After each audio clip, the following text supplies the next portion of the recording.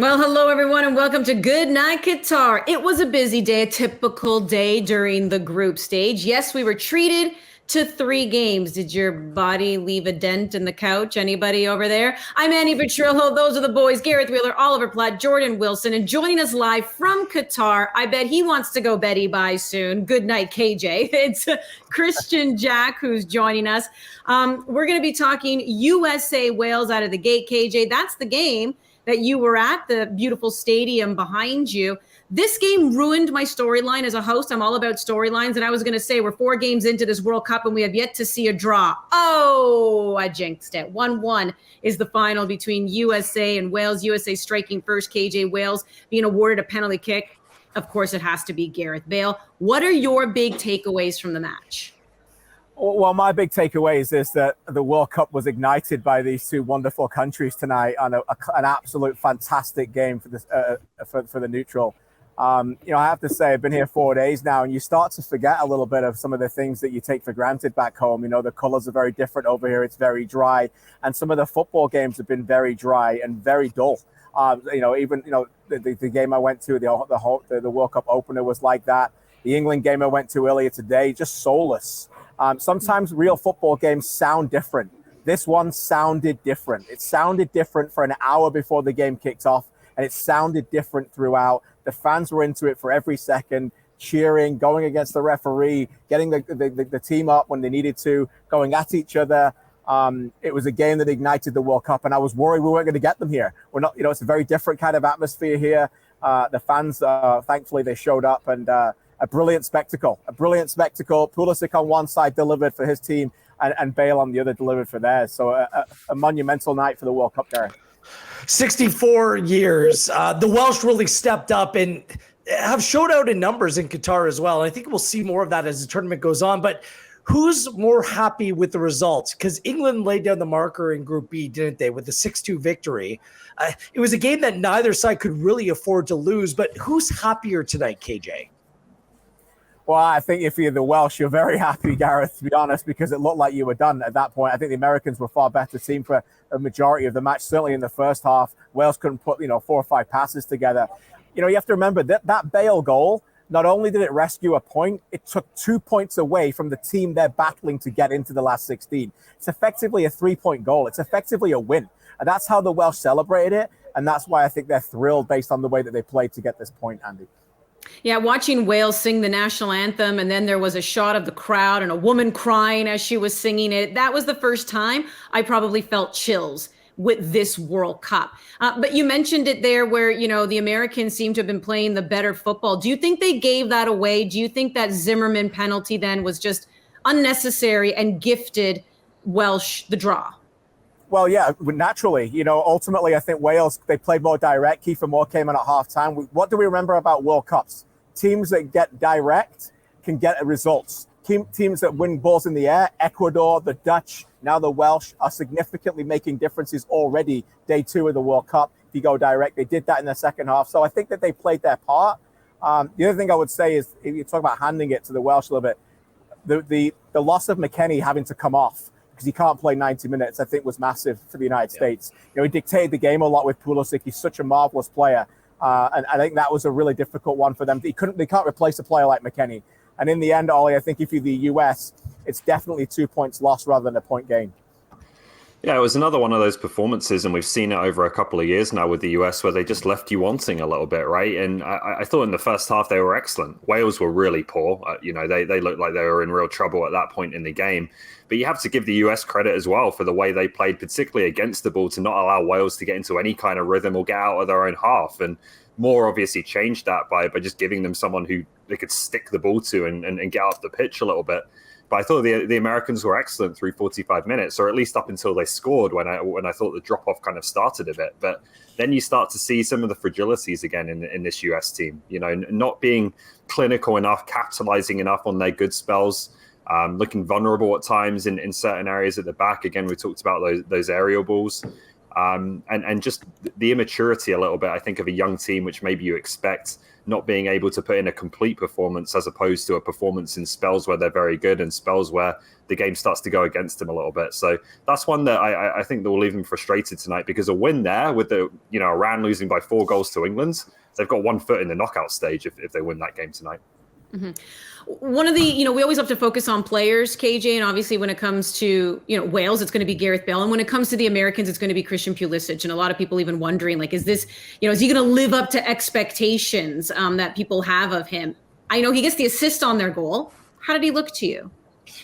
I thought it was terrific. You mentioned the 2 individuals. Before the start of the games here in Qatar, they have the infield announcers bring 1 player to watch on each to get the fans going. It was about the most obvious 1 player to watch on either team you could ever wish for. Of course, it was Gareth Bale, and of course, it was Christian Pulisic. But I bring that up because post-game, who are we talking about? Bale gets the penalty. Bale wins the penalty, by the way, with some clever movement. And then, of course, Pulisic sets up Weah. By the way, in 2 days' time, we're hoping that a certain 22-year-old born in New York in 2000 who plays for Lille is scoring in the stadium. Jonathan David, Timothy Weah did it tonight, so maybe that's a little bit of an omen. But Pulisic was the one who delivered it. And Pulisic, I thought, was terrific. He takes games over, and I think he was really, really good in the pocket. As Ollie said, second half potentially didn't get on the ball as much because of Wales' directness. But you can't argue with his quality, Jordan. And I think, again, it was an occasion that he wanted to stand up for.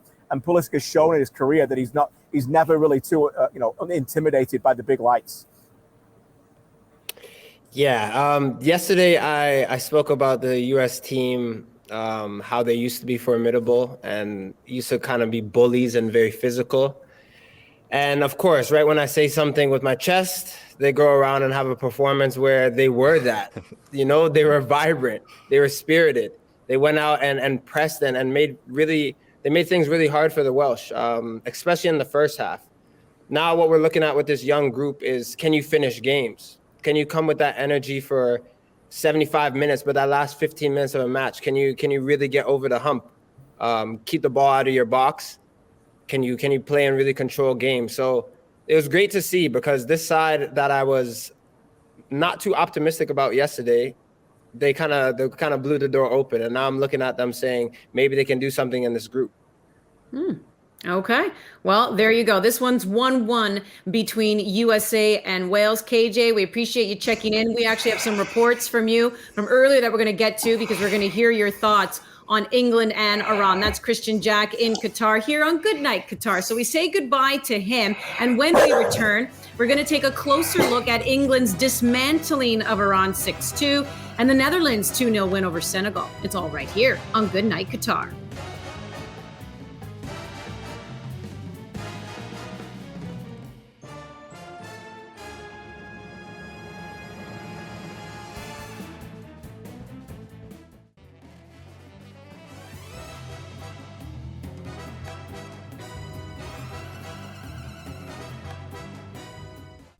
Welcome back into Good Night Qatar. Hey, the Netherlands made their fans wait with nervous anticipation before they decided to score some goals. 84th, 99th minute goals. 2-0, they beat Senegal. Of note, guys, because I always like to give a little note on the goalkeeper if I can find one. For the Netherlands, their goalkeeper, Andries Noppert, made his international debut. Do you understand? Earned his first cap in a World Cup game, and it ends up being a victory. Beyond that, sorry, Eddie, he's played 37 first-team football games over the last 9 years.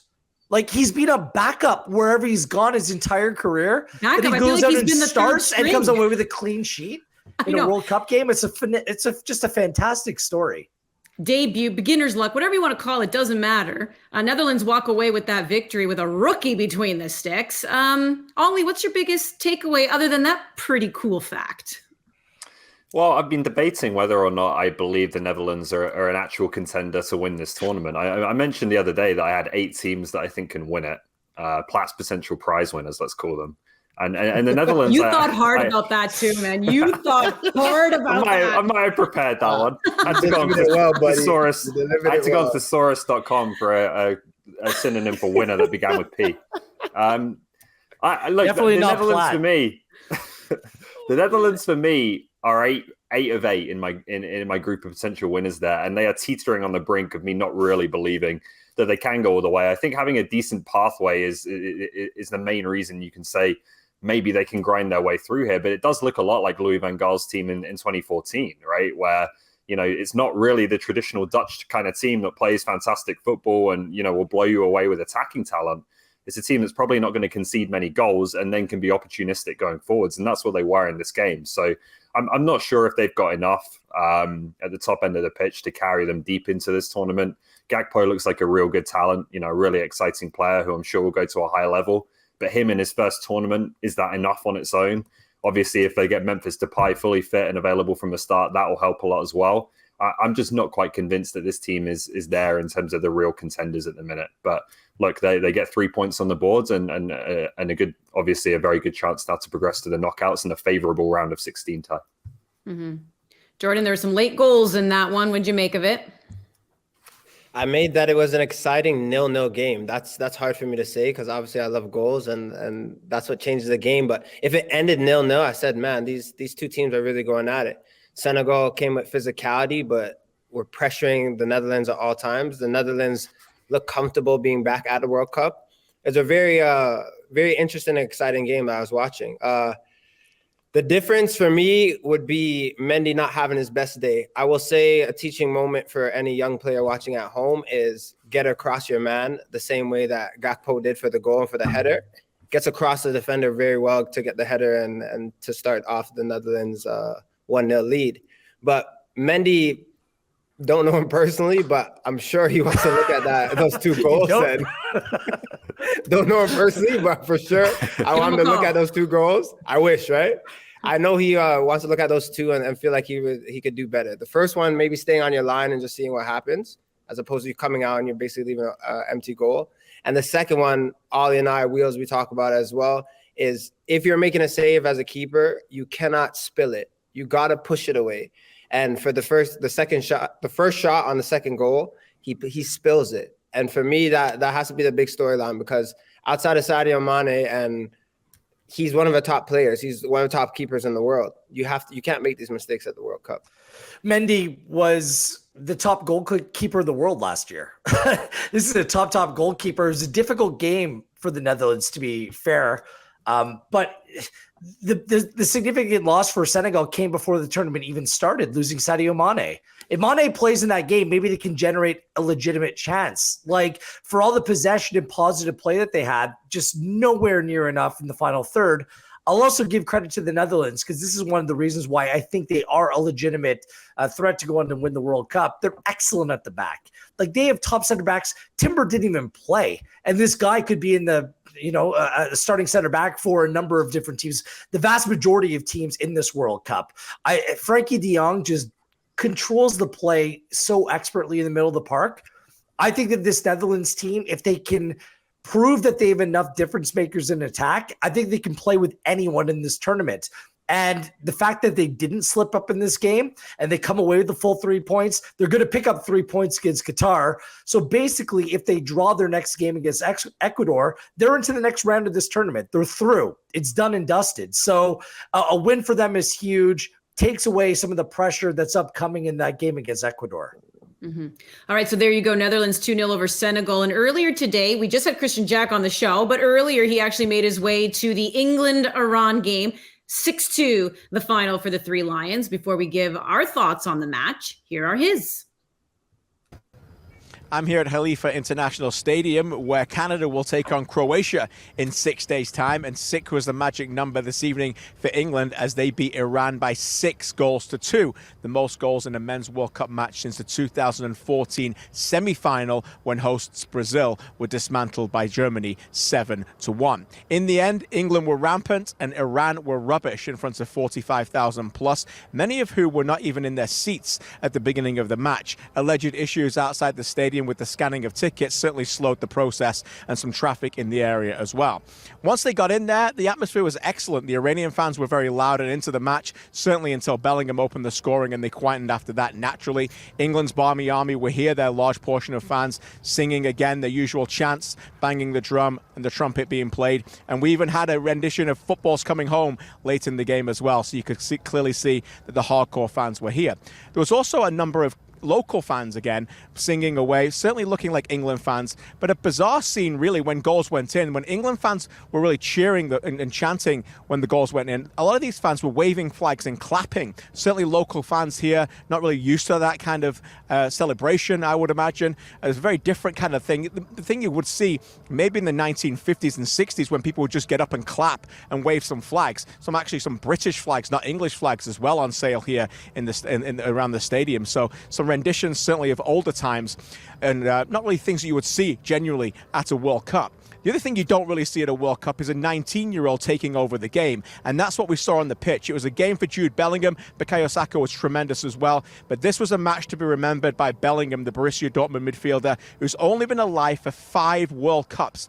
Bellingham was magnificent on the pitch. He scored the opening goal. He had a brilliant run later in the game when he could have been fouled and kept going that led to Raheem Sterling's goal as well. And then a brilliant moment in the second half when Saka scored his second goal. England players were celebrating near the touchline, and a small ball went on the field from the fans. At that point, Bellingham saw it and punted it into the crowd, and I think that was his first misplaced pass of the entire match. He was absolutely terrific, a monumental performance by a young man, as I said, playing in his first World Cup game. Now, the Beatles reminded us in Hey Jude that Jude should not carry the world on his shoulders, but after a performance like this, it's not hard to see that England want to carry Bellingham on their shoulders, maybe towards a World Cup. A fantastic start for England, defeating Iran 6-2 here at Al Khalifa. It's coming home. Are we just going to hear that now the whole way Hey Jude through? is the new song. I'd rather sing Hey Jude. Yeah. Okay. Well, so sad for a team that's going to go out in the round of 16. Ollie, 6-2, 6 goals. Hey, it's okay. You have depth on the squad because Harry Kane ends up assisting on a couple of them, even though he doesn't get it. But, it also just speaks to the depth of this team and the firepower that it has. So what was the ultimate takeaway from you? Obviously, Iran losing their starting goalkeeper in the 19th minute, colliding with his own player. He tried to play. Clearly, he was dealing with a concussion there, so he eventually had to leave. And then the onslaught was on, Ollie. Yeah, I'm not sure why the Iranian goalkeeper even tried to continue. Fair play to him for attempting it, but I think the doctors have got to step in that situation. But my big takeaway was what KJ mentioned there, like Jude Bellingham and Declan Rice. This is the midfield partnership I have dreamed of as an England fan my entire life. Like we've had good players in the midfield positions, but they've always been kind of all action players, right? Players who want to go forward. Everyone wants to go forward. We lack a proper holding midfielder for a lot of the time I've watched England. That's Declan Rice. I think he's one of the best in the world at it now. And then Bellingham is a bit more in the image of some of the midfielders of England, times past. But I think he's just got a bit more of a brain on him than a lot of the players we've had in that position. He understands the game, the way he moves, the intelligence of everything he does, I think is on a bit of a different level. Like I really think we're looking at a young player here who can be as good as anyone in the world in his position in the long term. And when you look at teams that win World Cups, teams that go deep in World Cups, we saw Pogba was outstanding in 2018. Kroos, Xavi, these types of players. We've never had a player like that in England, and Jude Bellingham looks like he can be that level of midfielder. So he's so young that it's a lot to put on his shoulders at this tournament, but on the basis of that performance, he looks ready to embrace it and be one of the standout players here in Qatar. England, every major tournament, the way they start is oftentimes rather poor, and you're just left asking more questions than having answers. I mean, it's an emphatic start to the tournament where in this group, you cannot feel that England is in a great position to move forward. And then by finishing potentially first place in this group, things open up nicely for them. To Ollie's point, the big win, Declan Rice and Jude Bellingham in the midfield. I mean, that is a duo that is great now, but for the future are going to be even better. That gives you reason to believe that this team can do something. I still have serious questions about their center back pairings. Harry Maguire came out. Eric Dyer comes in. John Stones. I'm not sure when they play top competition that this back line is anywhere near good enough. But for now, today, for a team where Harry Kane doesn't score and you end up scoring 6, it's a wonderful start for England in every way, shape, or form. I do want to say, despite the scoreline, the Iranian players for me are winners today. The way that they treated the national anthem and the way that they kind of expressed themselves through their stoic nature, I think it delivers a very big message. Women life freedom from the Iranian fans in the crowd. That sends a massive message as well. So although it didn't work out for them on the field today, I think that the message was sent, something that's bigger than the game right now going on in that country. I will say for Iran, conceding so early played completely against them. I do think they'll be a much more difficult team to play against for both the United States and Wales. So they still have a role to play in this group, although today simply outclassed. Mm-hmm. Jordan? What stood out to me today was not how many goals were scored, but in fact, who scored the goals. Bukayo Saka, my Arsenal boy, and Marcus Rashford, they received a lot of backlash in the Euro finals. Some hatred and hateful messages and unworded messages that they did not deserve. For me, to step up today, play a game and deliver and not be tainted by anything that happened in the past, I truly commend them. I think for England fans watching, if you're celebrating when your team scores or players score, you shouldn't ostracize them when they miss. So for me, it was a full circle moment, and I would love to have these guys continue to go on in the tournament and do well. With Jude Bellingham, the only thing I need to say about him is that he's so dynamic, covering box to box. This is a future England captain. The way that he commands the midfield, that partnership with Declan Rice as well, it's something to be watched. But yeah, their Achilles heel is defensively, even though I do think your boy Maguire today, Wheels, was very good. But when they're tested, who knows what will happen.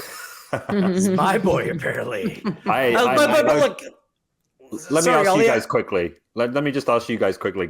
Sorry, Wiz. I think they go back to a 3 against better teams. I don't think he'll trust. The four is not going to work. No chance. But I'm not sure if that works in their favor. I think that for them to be successful, they need to stay in a 4. And the question will be asked, well, there was some negativity around, surrounding England, the sentiment in terms of how they were going to do it this tournament coming in. Today's game doesn't change a thing. They're supposed to beat Iran, whether it's like 2-0, 4-0, 6-2, it doesn't matter. They're supposed to win a game like that. But what does give you reason to believe is the nature of the performances. Rashford coming on, showing out the way he did. Sterling is currently regularly a threat. Trippier and Shaw doing well down the flanks. There's enough in this team to make you think that another deep run at this tournament is within this group. It all comes down to their center back and their goalkeeper for me. I just don't think that they're strong enough, and we'll see what their mentality and shape looks like going forward. So I feel like Garrett has already answered this question, and maybe we're not going to get much answer out of game 1. In a game, it seems there's a little bit of consensus that, you expect them to go on and beat Iran. Maybe not by that score line, but Ollie, we know that there was a lot of negativity surrounding England going in. Mostly, I think, because people just didn't trust Gareth Southgate. They just don't trust how he deploys the players. But given that performance, is it changing a little bit of the way some people are thinking? Do you think they've silenced any critics? To an extent, I think they actually have, because even though, this game isn't the one that anyone's going to really remember or judge them on come the end of the tournament, I do think, Will said it earlier, this is unusual for England. They don't normally start tournaments like this. It's usually a real slog in the first game just to get a 1-0 win or something like that. So the fact that they've gone and scored 6 goals in back-to-back tournaments now, by the way, for the notoriously negative Gareth Southgate, I think that will probably build a bit of excitement and hype in England, and maybe put a bit more pressure on the team, actually, as a result of that. So, like I said, not the result that will define them, but I do think it will build a bit more positivity around what people's expectations are for the team back home in England. Mm-hmm. All right, gentlemen. Well, you both said it, Jordan. You said it, Wheels. You pointed it out. We know that FIFA, we know that there are some horrible regimes out there who are trying to silence a lot of these players. You can make a lot of noise with your feet, and silence can still be very loud. And we saw that in the game here today. We're awaiting Canada's kickoff, gentlemen. Cannot wait. We are counting down. Canada taking on Belgium, 2 p.m. Eastern time. That will kick off their World Cup for the first time in 36 years. And we will finally start to get some answers on, can Canada actually get a result against the world number 2? All right, guys, we also know that all players were accounted for at Canada's latest training session. So what does that mean for how John Herdman will line up against Belgium? Let's dig into some Canadian storylines next.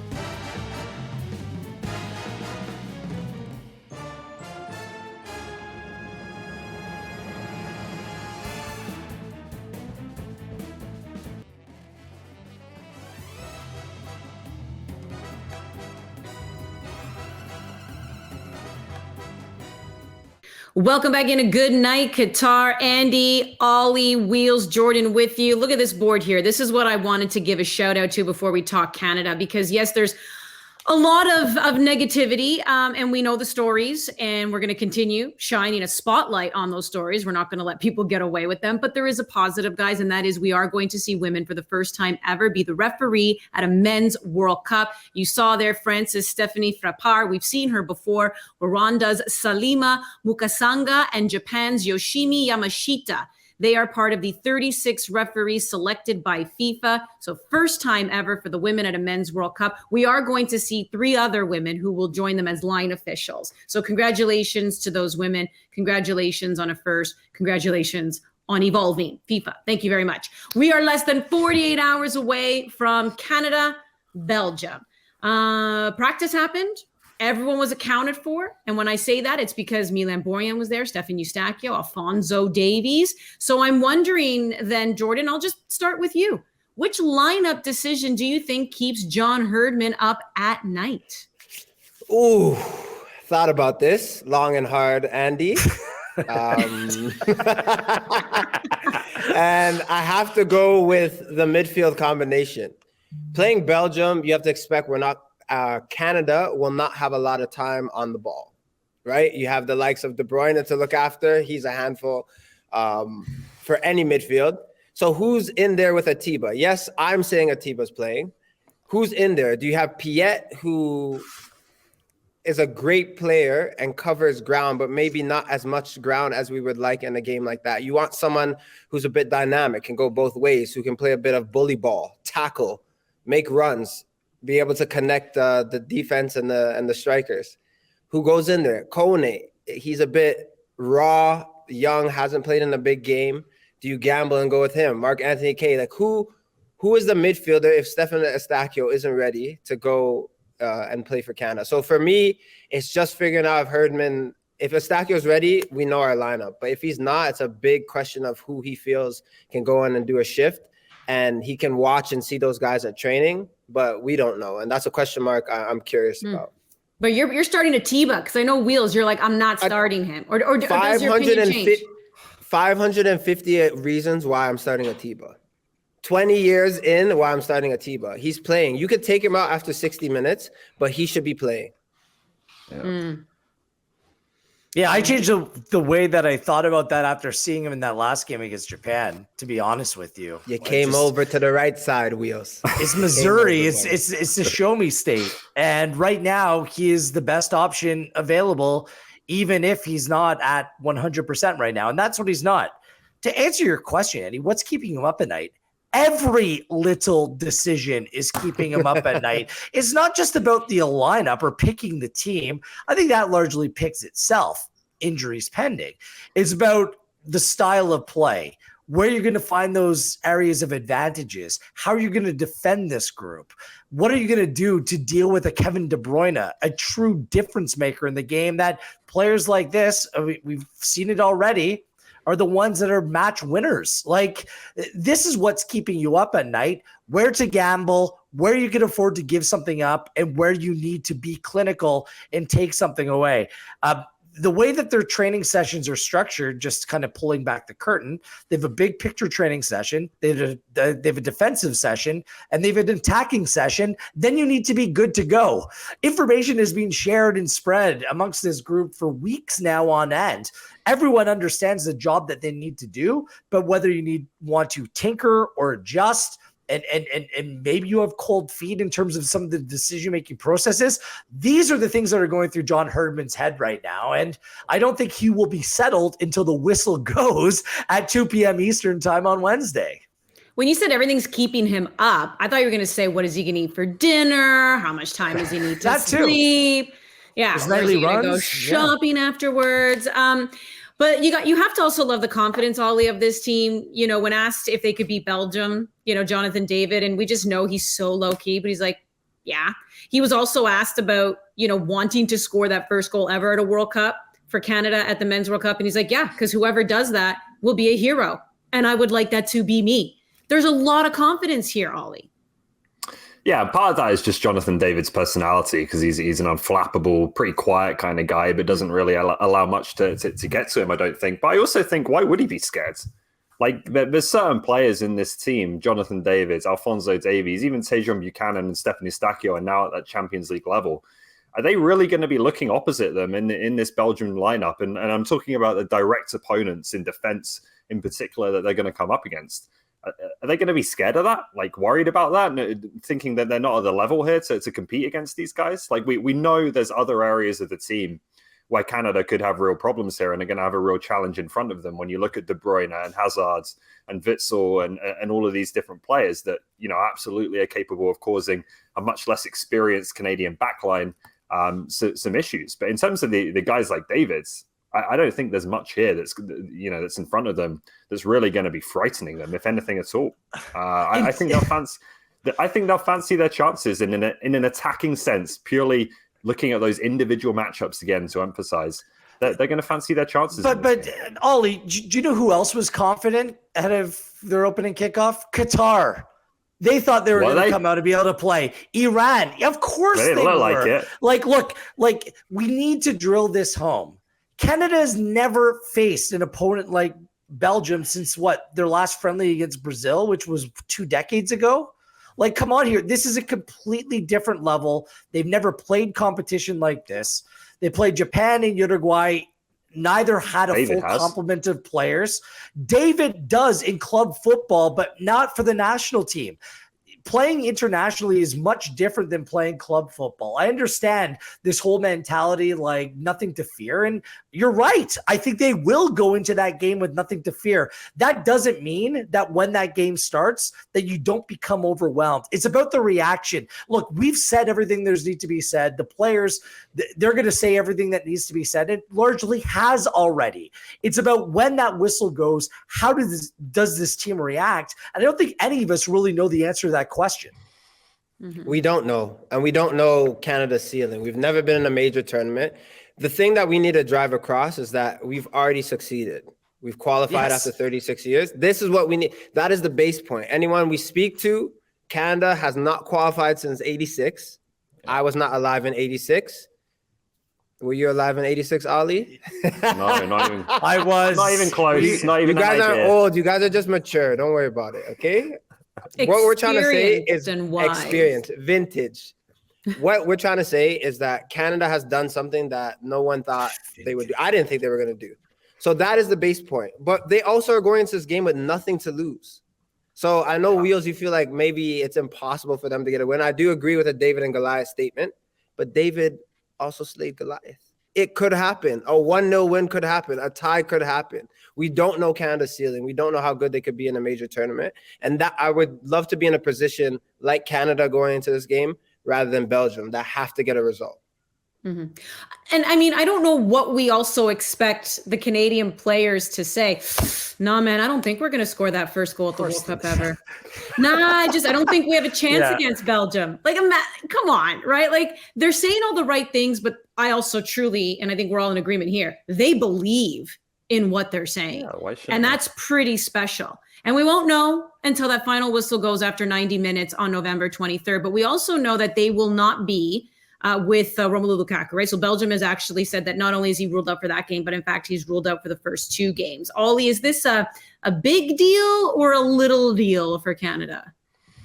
I think it's a big deal, at least if we're talking about a fully fit Romelu Lukaku. Like it's been apparent for a few weeks now, I think, that even if he did play in this game, he wouldn't be at 100%. And so maybe that tempers it a little bit in that, there can be advantages to playing against a player who's not at 100%. But if this guy's in his best form and on top of his game, he's a big problem for Canada. Again, when I talk about those matchups, when I talk about the confidence that Canada will have, I think in the attacking areas in some of those matchups they're going to get, well, this one was the big issue for them on the other side of the coin, right? For me, like there's other players in the Belgium team that can hurt you. Don't get me wrong. There's still going to be plenty of challenges for Canada to face. But this is someone who I think can go one-on-one against you and give you real issues against the Canadian backline that does not have players that have played at Romelu Lukaku's level in their career. So him being out, there's good replacements, challenging replacements, but he is a difference maker that I think Belgium will miss. And do you know where the pressure turns? Directly to the manager. It's funny. John Herdman is on this ascendancy over the course of his career. He's starting to become a name. Probably bigger jobs await him at some point in his future. This is, put up or shut up for Roberto Martinez in this tournament.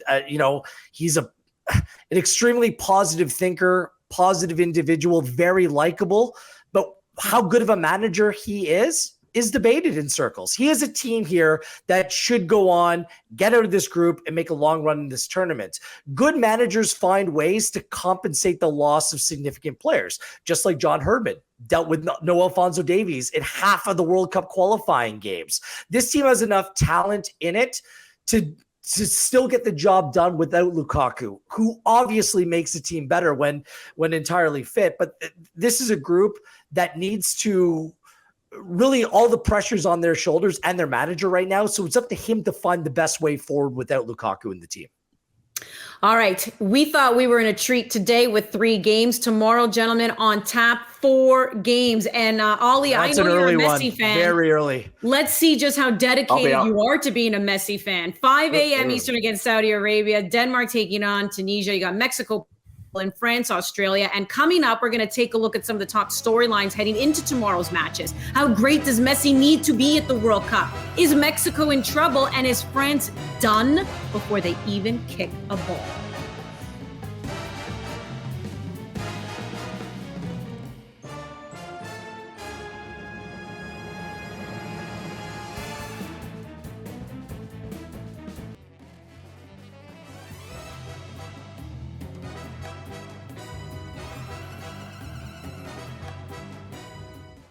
Welcome back to Good Night Qatar. 4 games await us on Tuesday. How's KJ feeling about that? Let's send it on over to him.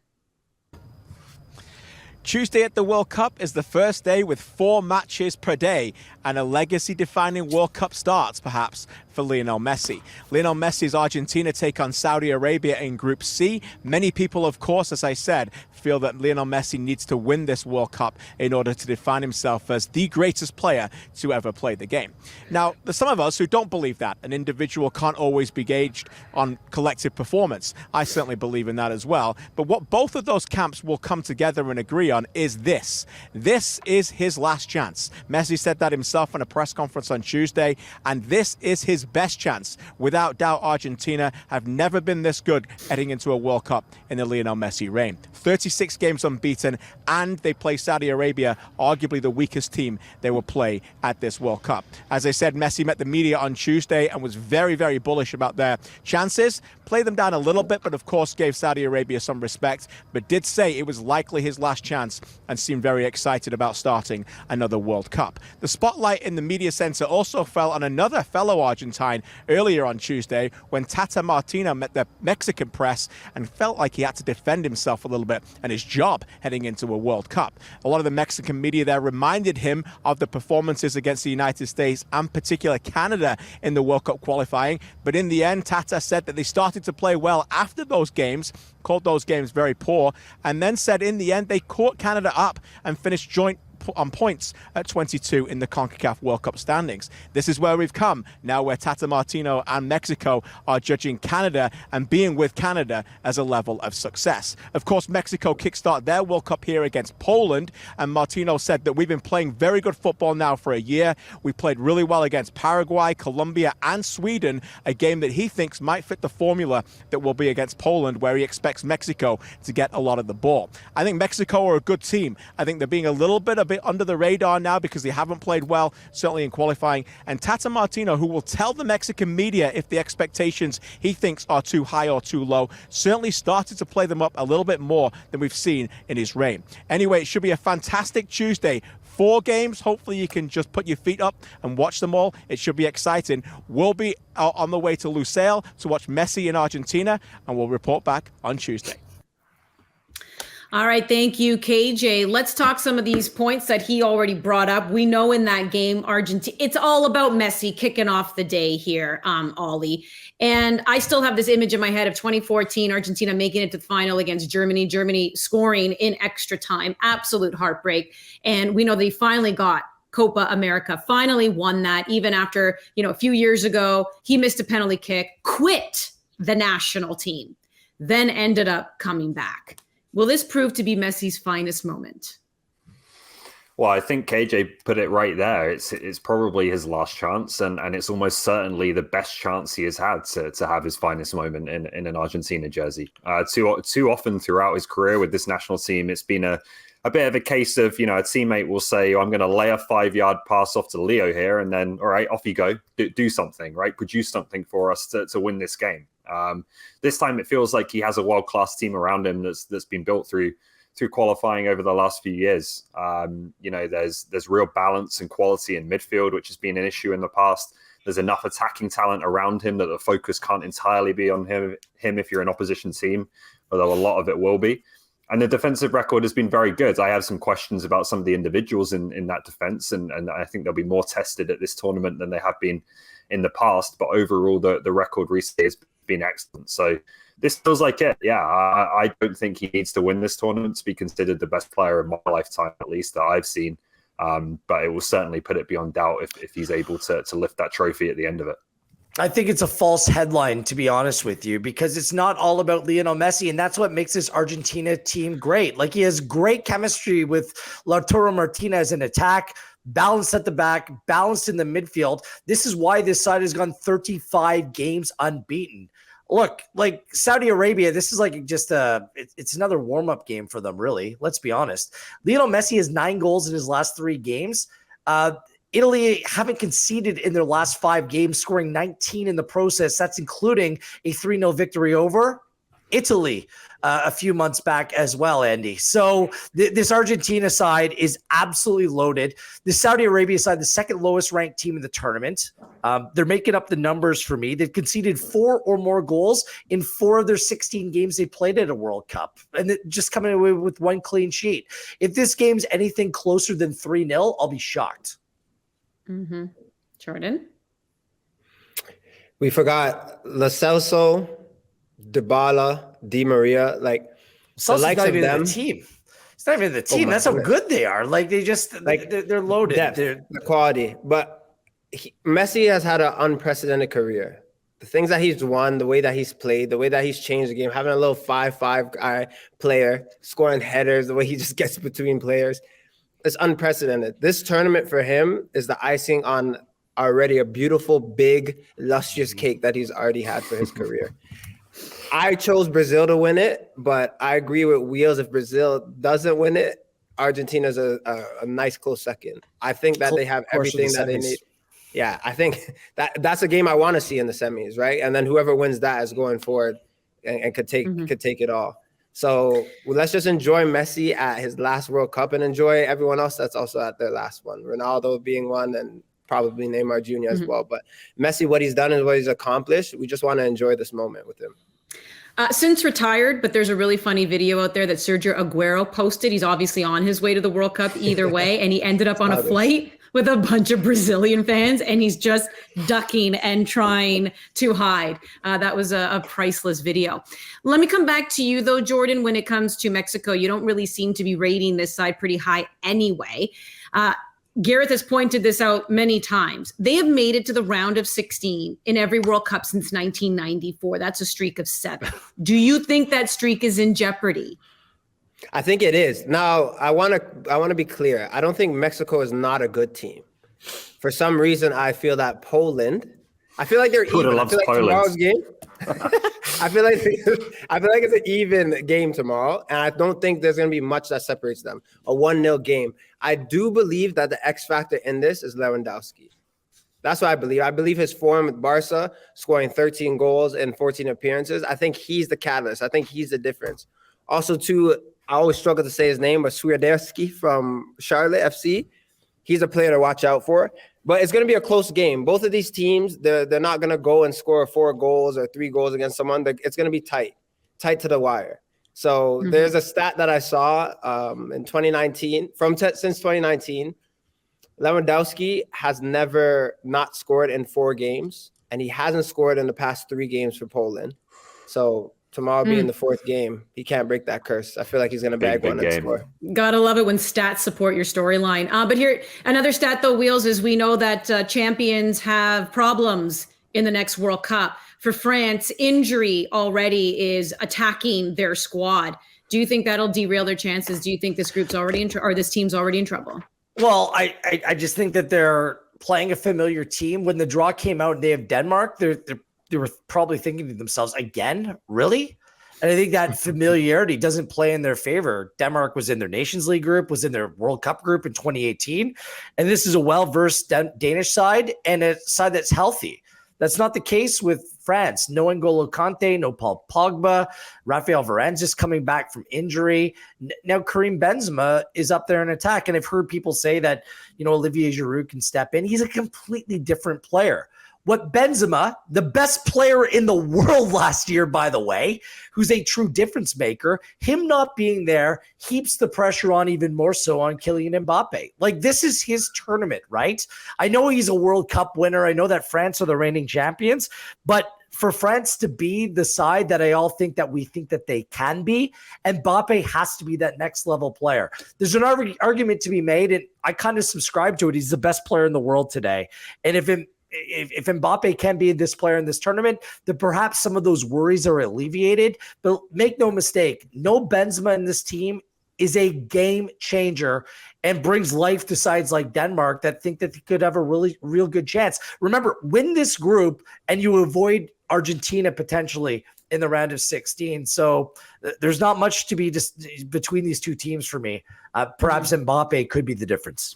Yeah, that's got to hurt. A Ballon d'Or winner not going to be at the World Cup. Well, guys, you're going to have to show me your pace when we get back, because it's rapid fire questions coming up next on Good Night Qatar.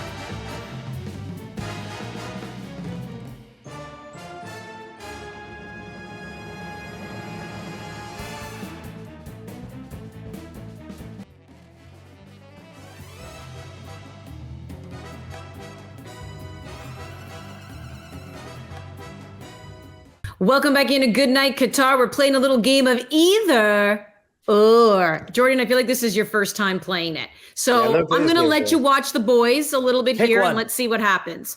The player, Ollie, that will have a bigger impact in tomorrow's fixtures is either Messi or Lewandowski. It's going to be the either for me. It's Messi because he's playing against Saudi Arabia, where Lewandowski has got to play against Mexico. So I'll go with the easy one there. Yeah, Lewandowski, by the way, didn't score a goal at last World Cup. He's not the same player for Poland when they play top competition. Messi, it's the either. It's the 4-game rule. Jordan, you're going Lewandowski, baby. He's taking the or. All right, let me come back to you, Jordan. Now that you seem to have gotten the hang of it. Yeah, this game. I like this game. Either England's rout was impressive or Iran had a complete shocker. Iran had a complete shocker. Okay. Ollie? I'm going to say England's rout was impressive. It was impressive compared to their previous World Cup openers, so I'll take it. All right, I'll go Wheels. that way. England's played crap teams before at the World Cup and not being able to do anything not a and given. grinded out draws. I'm going to give England full credit here. It's England. Wheels. Either Senegal advances or Ecuador advances. Ecuador, no Sadio Mane, no party. Ecuador is for real and are going to be a difficult out in the round of 16. Jordo. I'm going with my team, Senegal. Ooh, they have ground to make up. Based on the fact that I just really want an African team to do well in the World Cup. I really want one to go. It's either Senegal We can or appreciate Black that. Stars. Yeah. Ollie? I'm gonna go Senegal as well. I think Ecuador will have a tough time against that defense, much tougher than they did against Qatar, obviously. Oh, they're bullies, man. Bullies. After today, I'm convinced. All right, Ollie. Either Netherlands, they are back, baby, or it was just one game. It's the or. It was just one game. I think they're a good team. Not sure they're a great one. Could go to. I think quarterfinals. They feel like a quarterfinal team to me. Wheels? They're back. They haven't lost under this manager, Louis van Gaal. 12 wins, 4 draws. If your eyes aren't open to what this team is right now, then they might never be, and it's going to be too late. This team is for real. Jordan? Back? Can we clarify back? Like, Well, they are didn't they play gonna the go and last win the World Cup. tournament? They're crap at Euro. Yeah, never I won mean, it. Yeah, I'm saying they go round of 16, probably losing the quarterfinals. Yeah, I mean, like they've made the finals. They've made they just haven't won. So they've been like that perennial contender minus last World Cup 2018 where they did not qualify. All right, starting with you, Wheels. Either USA advances or Wales advances. The Welsh, the U.S. were exposed in the second half. I think there was massive disrespect towards the Welsh in the first segment of the show. Wales, they're going through. Jordo. No disrespect. We gave roses to the U.S. who played well and played better The for first half, that's it. But I Garbage will in the go with second the half. Welsh. I think they have much more than the U.S. Ollie. USA played the better football on the day overall. Didn't do enough to get the result. though. USA. Tyler Adams foul saved their bacon. They were awful in the second half. Another edition of Good Night Qatar, gentlemen. Ollie, Jordan, Garrett. It was great of KJ to check in live as well from Qatar. Thanks, everybody. See you next time.